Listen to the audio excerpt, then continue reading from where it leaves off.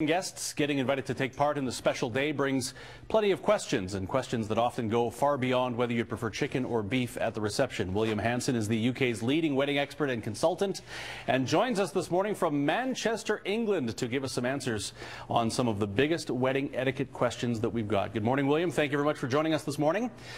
Good morning. Thank you very much for having me. Let's talk a little bit about the financial part of the etiquette side of things. How much is a expected item gift for a couple that's getting married? And do we have to stick to the registry rigidly, or is there an opportunity for us to kind of deviate from that?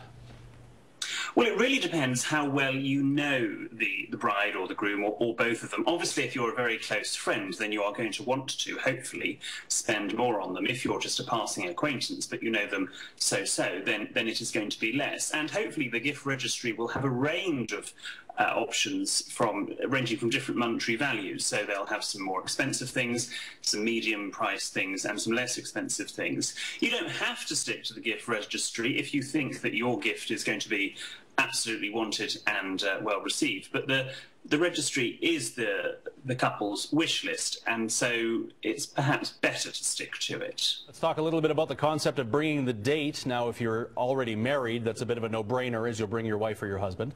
What about if you're just in a new relationship? What is sort of an accepted principle on bringing a new date to a wedding? Well, it does really depend on what the invitation says. If it says your name and guest, then you may bring somebody along. If it has no mention of the guest's name, then you can't bring a date along, and you cannot ask the hosts of the wedding whether that is acceptable or not. Read the invitation and go with what it says.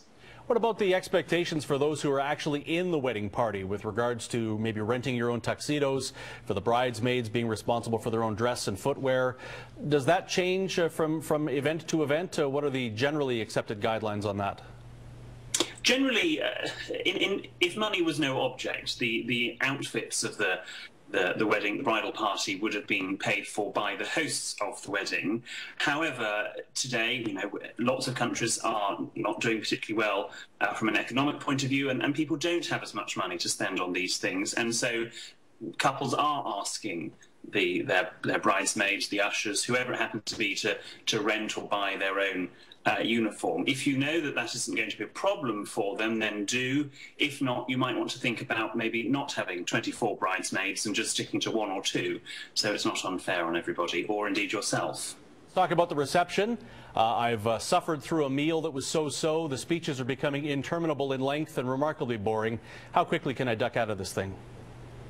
Well, you really want to make sure that all of the speeches are done and dusted. You don't want to sort of sneak away halfway through. We've all been there. We've all heard dreadful wedding speeches, and people are being so egotistical and love the sound of their own voice that they are speaking and thinking they are being absolutely hilarious. The best man speech is always my least favourite of the speeches. But you do have to make sure that sort of that has been over and the first dance has sort of happened. Just a couple seconds left, William, and perhaps the most important question that I should have asked. Am I allowed to get drunk at someone else's wedding? You may by all means have a couple of sherries or that sort of thing. But you don't want to get completely trolleyed. You want to sort of hold back a little bit. Wonderful. Don't make a show of yourself. Very good. Don't be the drunkest person in the room. Exactly. Very good.